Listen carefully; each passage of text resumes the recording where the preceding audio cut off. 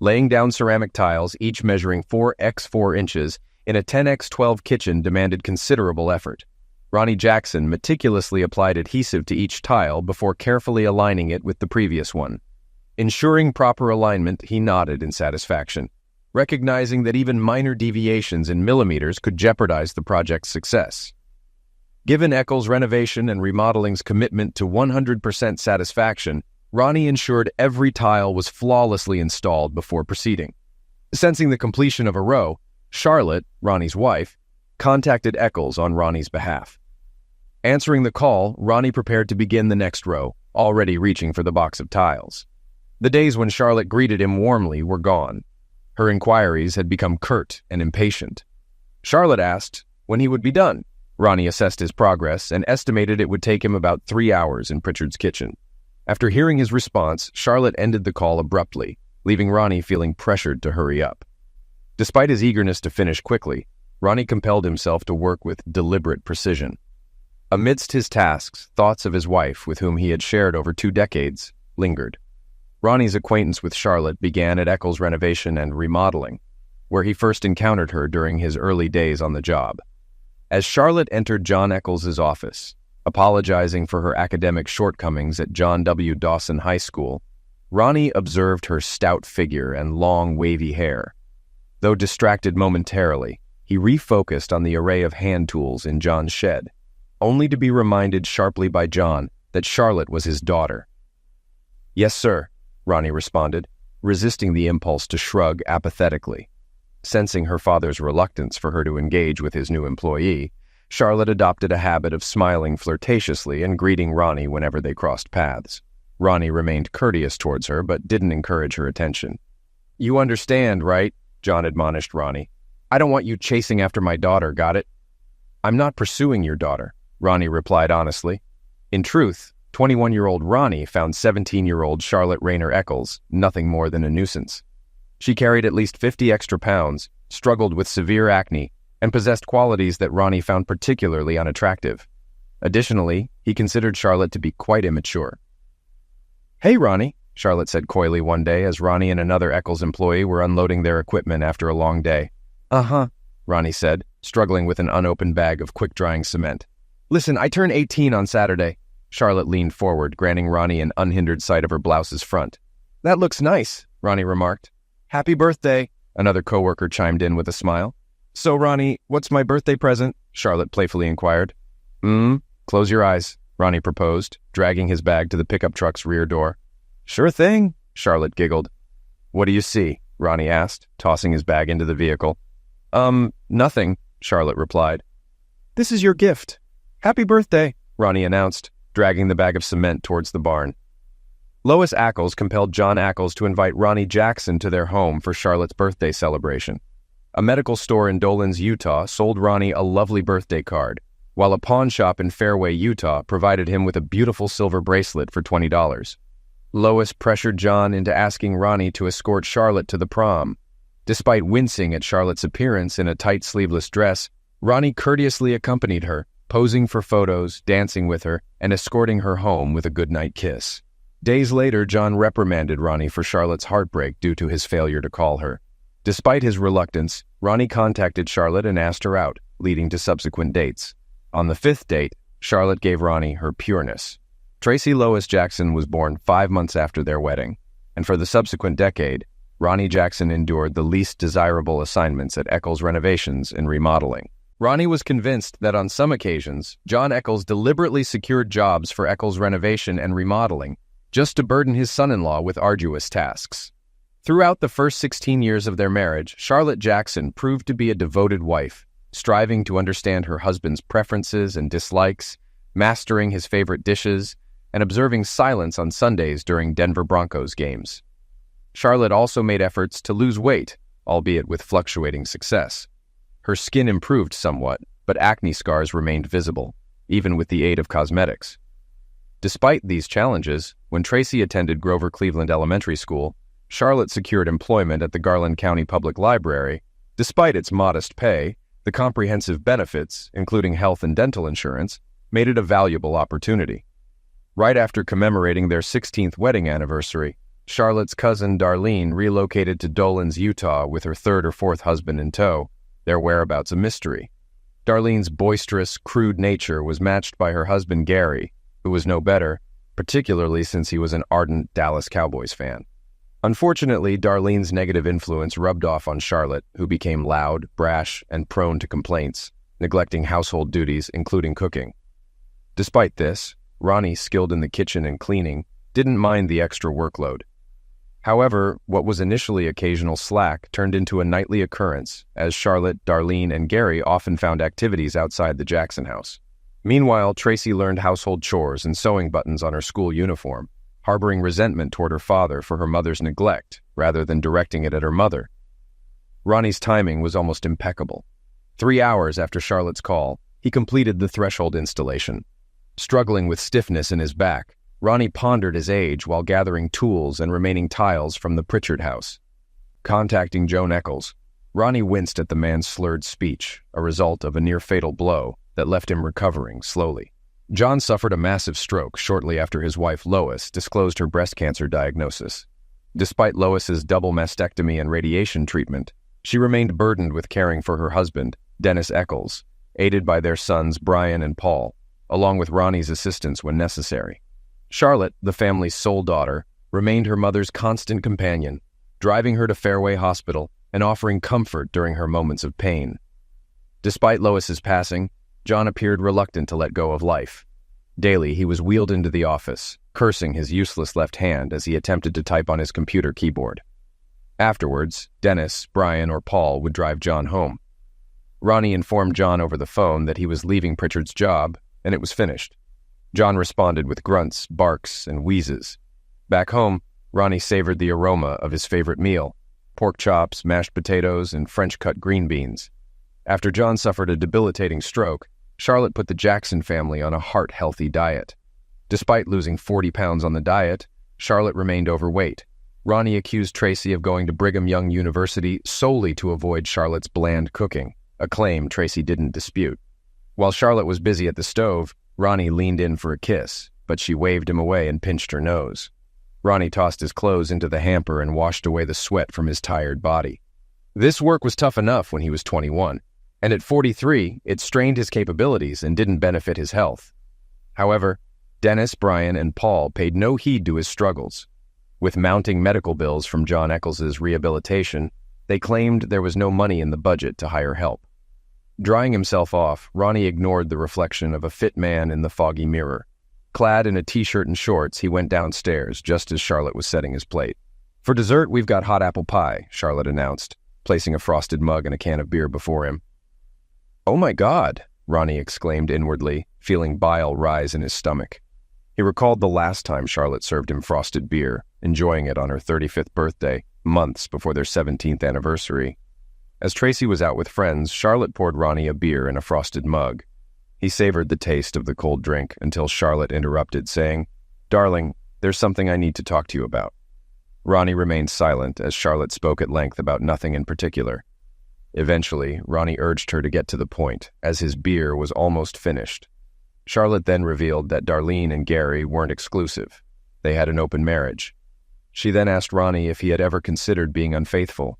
"Indeed, I am a man," Ronnie affirmed. "I was eyeing that girl Shelley at the gas station," he confessed.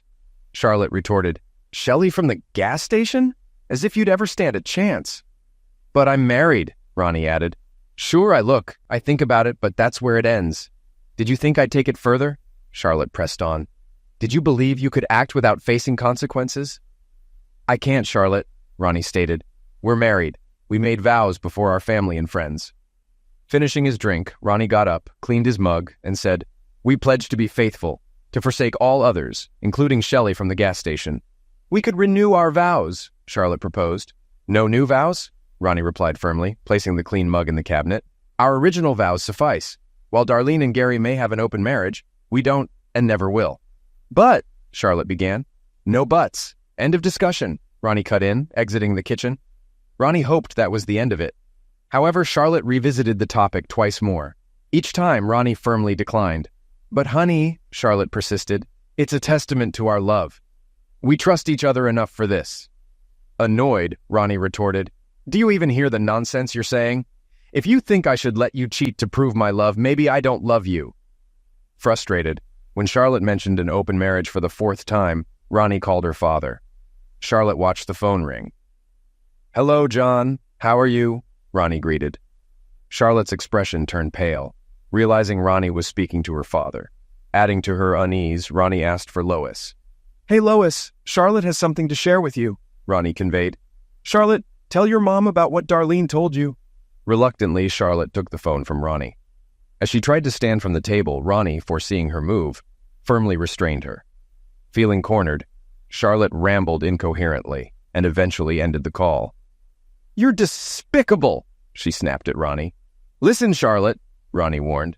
"Mention this open marriage idea again, and our marriage will end. We'll get divorced." Charlotte never raised the topic again. Relieved, Ronnie noticed Darlene and Gary's efforts to reach out diminished. The pair, labeled the Toxic Twins by Ronnie, visited less frequently.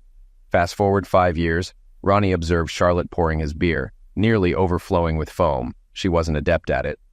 "I'll be 40 next Tuesday," Charlotte began as Ronnie tasted his pork chop. "Yes," he acknowledged, swallowing. "And I was a Vestal when we met," Charlotte added. "Turning 40 and being a Vestal," Ronnie remarked, taking another bite. "The big 40, Charlotte emphasized. "During all this time, I've only been with one man, luckily for you," Ronnie quipped. "You've been with what, at least 10 women?" Kid Charlotte queried. "Is that fair?" "Life isn't always fair," Ronnie responded, sipping his beer. "Considering my upcoming birthday and all I've done for you, Tracy, and my parents, I think I deserve some freedom. Darlene and I are heading to Las Vegas next week. She found a good deal at a casino," Charlotte shared. Ronnie continued eating and drinking.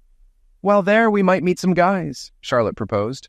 "Not necessarily for anything serious, just a date. Let me see what it's like with someone else. It might make me value what I have even more," she said. "The sauce is almost perfect," Ronnie commented. "What's your take?" Charlotte inquired. "I've told you. The sauce is nearly spot on," Ronnie responded. "Charlotte, this is about me branching out, gaining experience," Charlotte retorted. "So, you're suggesting I'm being unfaithful?" Ronnie questioned. "I've made up my mind," Charlotte asserted.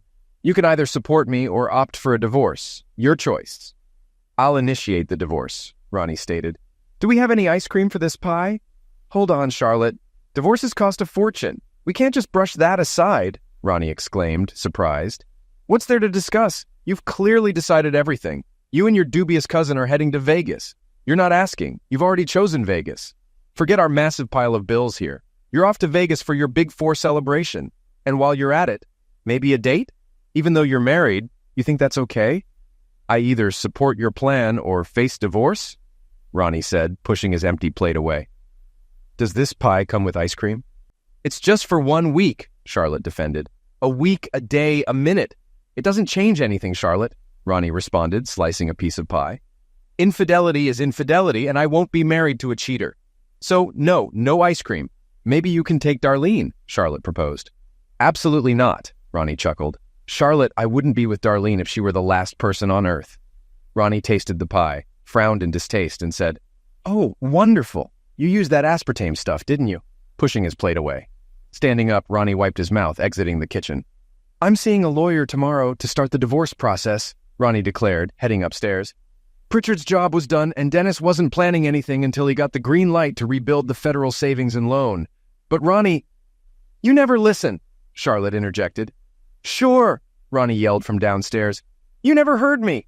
I told you the consequences if you brought this up again. We're getting divorced." In their third bedroom turned home office, Ronnie powered up the computer. Though outdated, it still functioned and had internet access.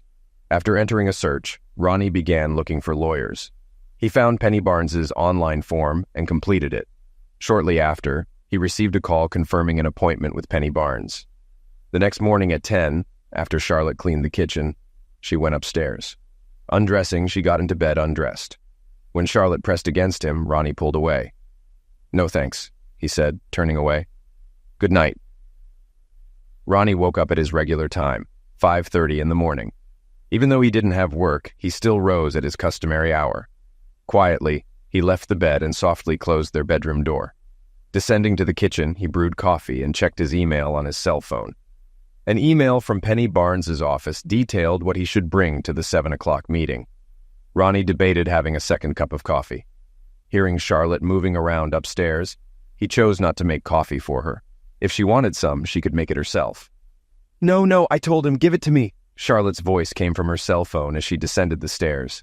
Spotting Ronnie calmly reading news on his phone, she let out a shriek.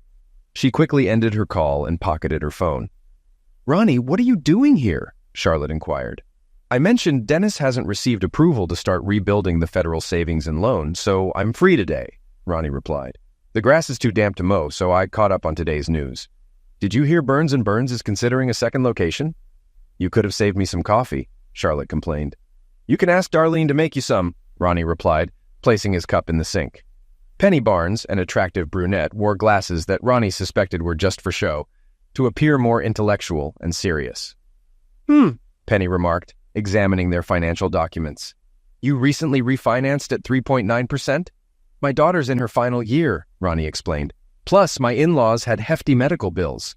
Their deductibles were sky high, then funeral costs. And Eccles was nearly bankrupt. A couple of projects went over budget because Paul failed to time the orders right. Yes, Penny nodded, reading on. So, Mr. Jackson, how will divorcing your employer's daughter impact your job? I plan to end the relationship, Ronnie responded, a hint of a smile appearing. But Mrs. Jackson's position at the Garland County Public Library shouldn't be jeopardized, Penny speculated. By Friday, Dennis still hadn't gotten the go-ahead for the federal savings and loan renovations. Ronnie was at home completing renovations when Charlotte called. What's this? What kind of scam? Charlotte yelled as Ronnie picked up. Oh, you have the documents, Ronnie remarked. What's the issue with the first-floor bathroom? You mentioned something needs fixing, but honestly, I can't figure out the problem, Ronnie asked. The lock is sticking, Charlotte replied.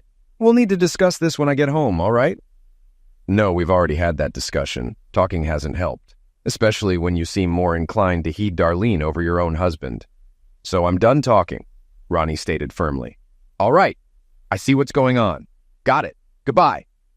But I don't want a divorce, Charlotte lamented. And I don't want to be married to an unfaithful person, Ronnie shot back. Anything else? No. Goodbye then. Ronnie declined Charlotte's subsequent call. When John's number flashed on the screen, Ronnie set down his screwdriver and answered. Hello? Ronnie greeted. John erupted with a mix of frustrated sounds and exclamations.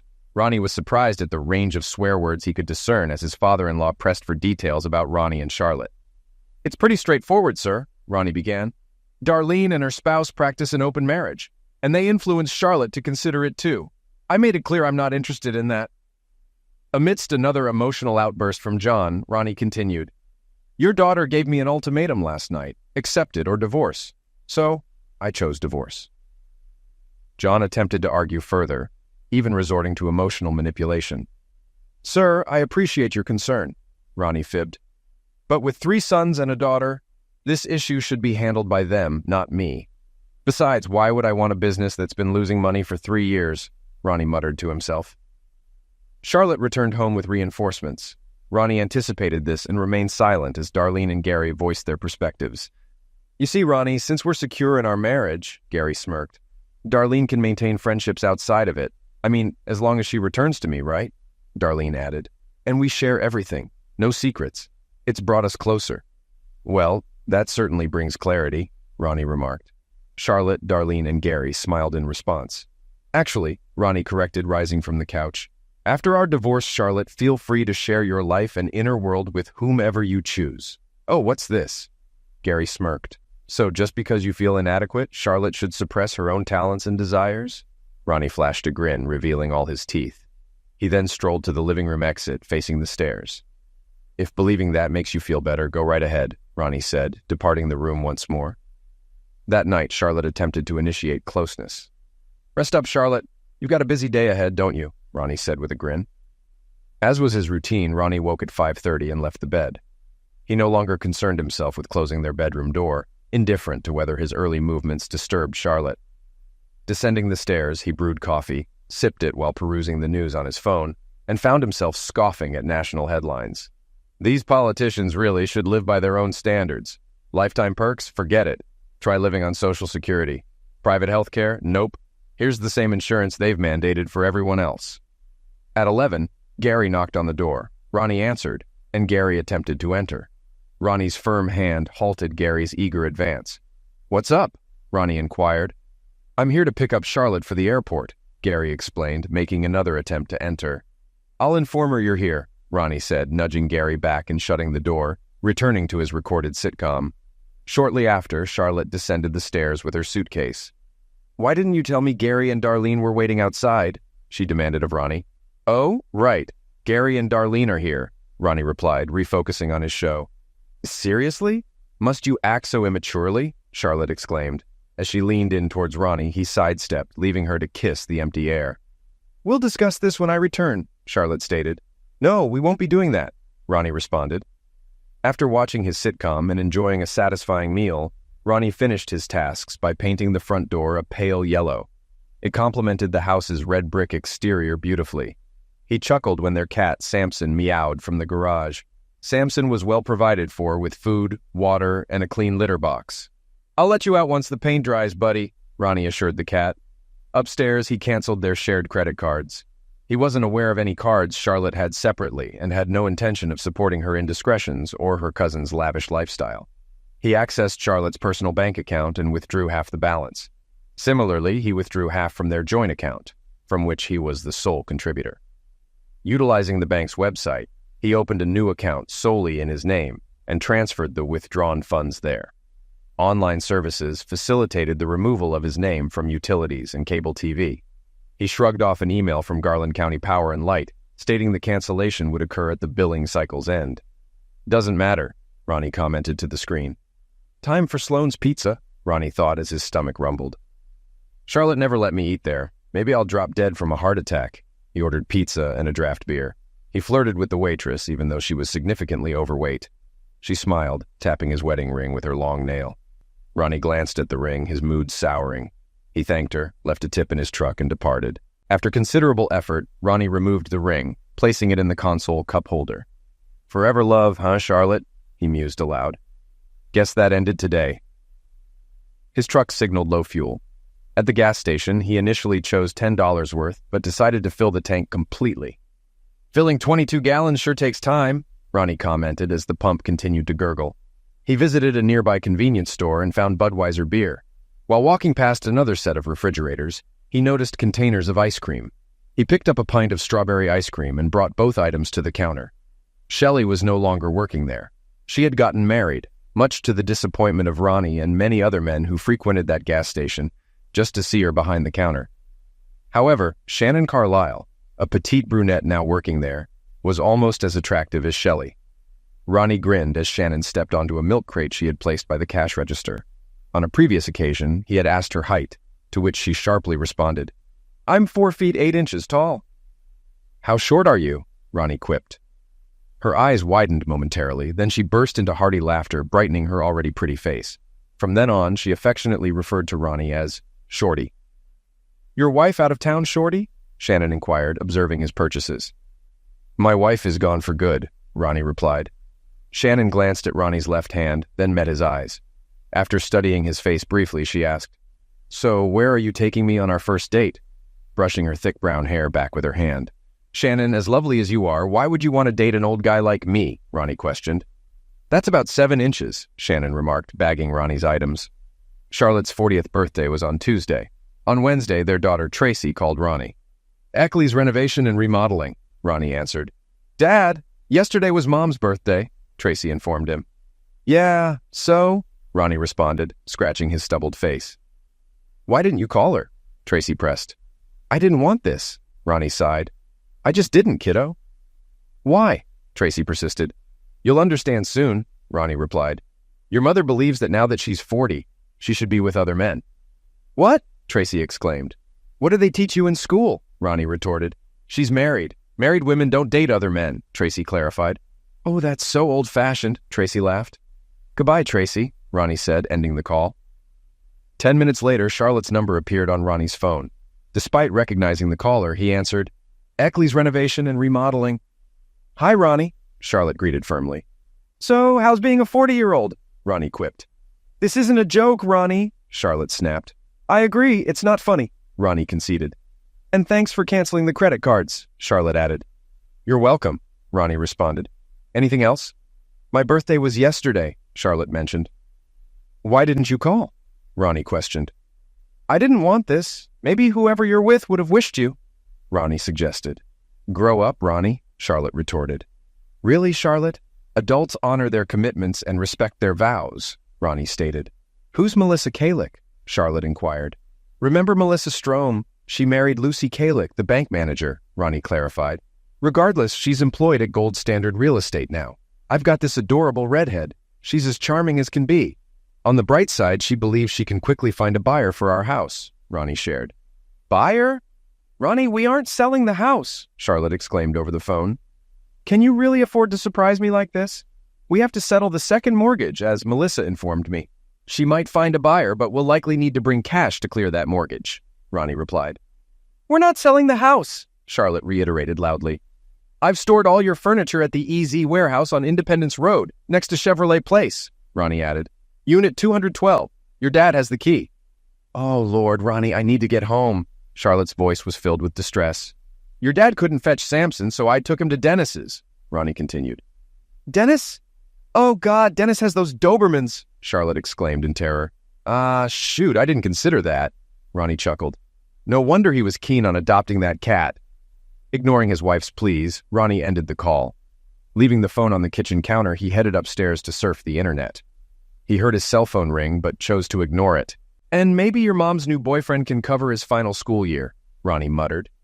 Why don't you check for a scholarship for students with a GPA of 2.1? Because with that attitude, it's tough to expect your dad to finance your education, he retorted.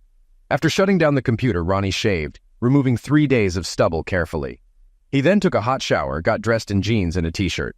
The computer was in the pickup truck's cab, behind the passenger seat. As his final act, Ronnie discarded his cell phone in the trash and wheeled the trash can to the curb. Going to miss you, Herman Vogart, a neighbor, greeted Ronnie on the street. Vogart, you won't do this, Ronnie laughed, shaking Herman's hand. The most we spoke was when you griped about Tracy's boys blasting their music. It's tough getting neighbors to give you space.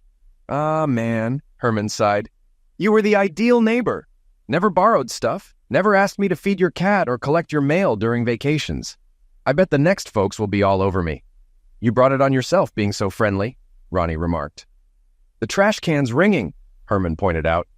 Mind your business. It's probably some critter, Ronnie smirked, shaking Herman's hand again. Charlotte tried unlocking the front door, but found her key didn't fit. She pulled out her phone, dialed the number for Gold Standard Real Estate listed on the sign, and stared at it in disbelief. Her phone was fully charged, but it seemed faulty. Darlene lent Charlotte her cell, while Gary checked the house's windows and doors. Charlotte whispered curses when the call connected. Gold Standard Real Estate, Melissa Kalick speaking, Melissa greeted cheerfully. This is Charlotte Jackson, Charlotte snapped. My key doesn't work at my house. Ah, Ronald Jackson's ex, Melissa chirped. Ex, Charlotte retorted. I need to sign some paperwork, Melissa continued. Guess what? I have clients interested in your home. It's not for sale, Charlotte exclaimed. So, are you buying out Mr. Jackson? Melissa probed. The Richmonds might be disappointed. They liked the Purcell house, too. Gary returned, confirming the house was secure. Charlotte reiterated the house wasn't for sale and called Ronnie. You idiot, Charlotte muttered as Ronnie's voice answered. Eccles Renovations and Remodeling. Can we drop you somewhere? Gary interrupted, growing impatient. My cat, Charlotte remembered, squeezing back into the car. Hey, Dennis answered. It's me, Ronnie said. He gave Samson to you? Charlotte asked. With Poppy, Olive Oil, and Blue Tool around? They'd shred that cat, Dennis snapped. No, Dad has him. You need to get him. Dad's physical therapist is allergic. Thank goodness, Charlotte sighed. Thanks, Dennis continued. Ronnie's disappearance almost bankrupted us. I secured a federal loan but had to let Fremante take it because none of us can lay ceramic tile. Uh-huh, Charlotte interrupted. Who else are you calling? Darlene snapped as Charlotte dialed her dad's number. Don't you have unlimited? Charlotte asked. Nope, 1,000 minutes monthly. Mr. Football used most, Darlene replied. Last call, Charlotte assured. John angrily agreed to let her come over. Gary drove them to John Eccles' house. Darlene and Charlotte hugged, and Charlotte headed inside. How was it? Gary asked Darlene as she got in the car. Disastrous, Darlene sighed. Who'd want her? Not with you around, Gary joked, watching Charlotte enter. Any money from her? Darlene inquired. Almost, Gary said, pulling out. Ronnie's such a pain. Can you hear me? Darlene sounded frustrated. He canceled her credit cards. She used her debit, Gary explained. ATMs are everywhere, Darlene pointed out. She got about $10, Gary muttered. We need gas, Darlene stated. With ATMs and the internet, she's fine, Gary reasoned. Unless your football-obsessed hubby isn't hogging minutes, Darlene retorted. Here's $20, Gary handed Darlene. She went online, Darlene concluded. What's the connection to ATMs? Gary inquired as he steered into the gas station. Charlotte noticed Ronnie covered half her bill. Just grab $10, all right? We still have the electricity bill to cover unless you've settled it already, Darlene suggested. Gary nodded and entered the adjoining convenience store. Darlene observed Gary glance at the beer cooler and then honk the car horn. Gary shot her a disapproving look through the store's window, but proceeded to the counter. I was only getting one can, Gary claimed upon his return. Just one? Darlene retorted. When was the last time you settled for just one can? Gary mumbled. Hey, isn't that petite lady new here? How come she has such prominent chest? Gary commented. She's petite, so her chest seemed larger in comparison, Darlene corrected. Let's get that gas, Gary urged. Fine, Darlene responded reluctantly. Amidst their argument, Charlotte endured her father's furious monologue. Since his stroke, John's language has become increasingly crude, and he didn't shy away from using derogatory and harmful words to describe those around him. When was the last time you looked in the mirror? John questioned. Fat pig. That face looks like it was doused and saved with an ice pick, John went on. Dad, Charlotte exclaimed, deeply hurt. Turning 40? So what? Women hit 40 every day, John grumbled. But not all betray their family at 40. John gestured towards legal documents on the coffee table. Just then, Samson entered the room. You'll need a lawyer, and I have to clean that cat litter box, John snapped. Good Lord. I don't know what that animal eats, but it stinks to high heaven, John muttered. You're back in your old room, John said tersely. I hope betraying us was worth it. Do you hear me? I hope it was. 40 years old and still making foolish choices. Later that night, lying in her childhood bed, Charlotte gazed at the wallpaper she and her mother had chosen when she was 8. Samson remained still as Charlotte switched off the light, staring into the darkness. The week of her 40th birthday had begun on a high note. The flight to Vegas was smooth, Charlotte recalled, watching the city lights emerge below. After checking into their hotel, Charlotte and Darlene tried their luck at the roulette table before opting for dinner. Charlotte felt humiliated when a waiter informed her credit card was declined. The second met the same fate. The manager brought out her third card with a stern expression. Charlotte tried her debit card, which thankfully went through. Upon checking her bank, she discovered her balance had been halved. Both she and Darlene blamed Ronnie Jackson, feeling he had overstepped. Way overstepped. Come on, Darlene, Darlene urged. We're in Vegas. We can't let this setback spoil our fun, right? However, watching Darlene lose $300 at the blackjack table dimmed the evening's excitement a bit. That was Charlotte's $300, Darlene muttered. Charlotte struck up a conversation with a handsome young man at a bar, 25-year-old David Daltrey, and they headed to her room. It was a brief 4 minutes, Charlotte, Darlene quipped. Charlotte caught David attempting to snatch her wallet from her purse. Darlene lamented her $100 daily limit. Lady Luck wasn't on Darlene's side this trip, Charlotte joked. Darlene's $100 seemed to vanish as soon as she left the hotel room. On Tuesday evening, my birthday, I approached another young man, Charlotte remembered. He smirked and said, Lady, if I wanted closeness with a 300-pound woman, I'd be home with my wife. He then suggested a blind convention nearby, mocking my appearance. Feeling hurt, Charlotte took the elevator to their room. Seeing the "Do Not Disturb" sign, she groaned and spent hours in the lobby coffee shop. Eventually, she messaged Darlene about returning. Back in her room after a shower, Charlotte wore hot lingerie and lay in bed staring at the ceiling. She noticed Ronnie hadn't called or texted for her birthday. Tracy didn't call either, but sent a birthday text. Checking her phone, Charlotte felt the sting of her husband's neglect. Yet she appreciated birthday wishes from Dennis, Brian, and Paul. The next morning, Darlene grumbled about the budget, hinting she paid for their flight and hotel. By Saturday, Charlotte contemplated ending her relationship with Darlene due to her constant complaints. But with Darlene holding their airline tickets, Charlotte stayed quiet. Now in her childhood room, Charlotte sighed deeply. Her birthday month was far from a celebration. Jim Runkles, recommended by Freddie Baxter from the Garland County Public Library, reviewed the papers from Penny Barnes's office. He then delivered a blunt assessment. He gets half, you get half. The house must be sold, with profits split evenly. Expenses are shared. Despite his unemployment, he isn't seeking child support, Jim stated. But I don't want a divorce, Charlotte protested. I don't want to lose my home. I don't want to miss Jackson. It doesn't change the facts, Jim responded. One person wants a divorce, and that can lead to it. Can we get a consultation? Charlotte asked. We can request one, Jim confirmed, and Charlotte smiled. I'll call Penny's office. Listening to Jim, Charlotte glanced at his book titles, hearing mostly uh-huh and from him. All right, Mrs. Jackson, here's the issue, Jim stated, setting his phone on the table. I'm paying you to avoid issues, Charlotte responded, gripping her purse firmly. Miss Barnes doesn't know where her client is. Your husband came, settled her fee, and departed, Jim relayed. She only possesses his email address.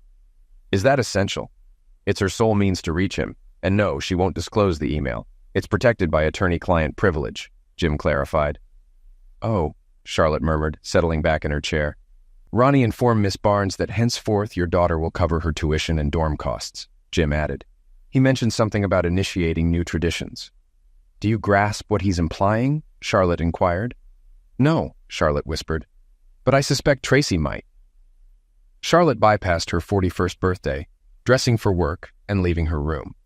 John remained absorbed, hands limp on his lap, when his daughter planted a kiss on his cheek. Anything you need before I head out? Charlotte queried. No, John mumbled. All right, I'll depart. Take care of Samson, all right? Charlotte endeavored to inject cheer into her voice. Everything's fine. My two main guys will be good. Got it? John responded, his words interspersed with grunts and barks. Charlotte commuted to work, following her familiar route from her dad's residence to the library. Her phone buzzed, but she waited until parking to check. Happy birthday, flashed on her screen. Thanks, Tracy, Charlotte responded flatly. Thrilled for my birthday, just brimming with joy. Still, she acknowledged Tracy's greeting. Despite shedding 25 pounds since turning 40, Charlotte's transformation went unnoticed. She felt overlooked since Ronnie's departure. Shortly after Ronnie exited, Charlotte discerned the nature of Darlene and Gary's open marriage. Financial constraints bound them, leading to a loveless coexistence in a trailer as mere roommates. Darlene and Gary lacked affectionate gestures. Charlotte recalled Ronnie's warmth and kisses, especially after she cooked him a meal. However, after announcing her solo Vegas trip for her 40th, Ronnie's affection waned. Their last encounter ended with Ronnie evading her kiss. An hour post Tracy's text, Charlotte's phone rang. Reading a message from her boss questioning her tardiness, she disembarked from her car, dazed, and approached her workplace's rear entrance. Tracy received a thank you text from her mom for the birthday wishes, followed by a picture of a brown-haired little girl gazing back at her. Antoinette Barbara Jackson, weighing 6 pounds, 4 ounces, and measuring 17 inches, checked a text from her father's phone. Tracy found it ironic that her mom and younger sister shared a birthday. She doubted her mom would see the humor, or if her dad even remembered. Is this Shannon Parquet? Becky McMahon here, a brunette stated over the phone. We offer carpets, tiles, hardwoods, and laminate flooring. Hey, Shorty, a voice teased on the line. Pardon me, Ronnie Jackson told a couple choosing hardwood floor colors. He signaled Bobby to assist them and picked up the call. The man nodded and approached the couple. Ronnie moved to the wall phone and answered the blinking line. Scanning the trading floor, he listened attentively. He awaited news from Samuel D. about securing an exclusive flooring contract for the developer's projects. Listening, Shorty, Ronnie greeted. Guess what, Mr. Shorty? Shannon's voice teased. Looks like you and your 7 inches are making me a mom again. Shannon, really? Ronnie exclaimed in surprise. Tony's still in diapers and we're expecting another? Shannon giggled on the other end. Where are you? Ronnie asked. Just left Dr. Pruitt's, Shannon replied. Hurry over, Ronnie urged. We're celebrating at the Stone Grill. All this talk about my figure is why we're in this situation, Shannon chuckled, pushing Tony's stroller from Alliance Square Medical Center into the Texas heat. At 4'8", she brushed her hair back and scanned her surroundings, always cautious due to her height. She faced the sun and smiled. When Ronnie told Shannon Carlisle he was leaving the gas station, she questioned his destination. Ronnie paused. Why? He asked. So I can forward my last paycheck, Shannon quipped, stepping off her milk crate. Heading somewhere warm? I'm already snowed in. Shannon, what's a stunning girl like you doing with an old guy like me? Ronnie teased. Ready to banter back, Shannon replied, About 7 inches. Closing her eyes, she asked, What color are my eyes? Dark brown, Ronnie answered. I have a dimple. On which side? She queried, opening her eyes. Left, he responded. And when you smile, your right front tooth peeks out, slightly crooked, he added. Why say goodbye? Shannon questioned, moving from the counter. Polly, I'm leaving. I'm not sure, Ronnie said as Polly, hauling his 312 pounds, exited the warehouse. Sure, Shannon grinned, taking Ronnie's hand. Polly, I'm out. 2 hours left, Polly protested. Feeling sick? Shannon claimed. Goodbye. Ever been to Texas? Outside Alliance Square Medical Center, Shannon whispered, Ronnie, I love you.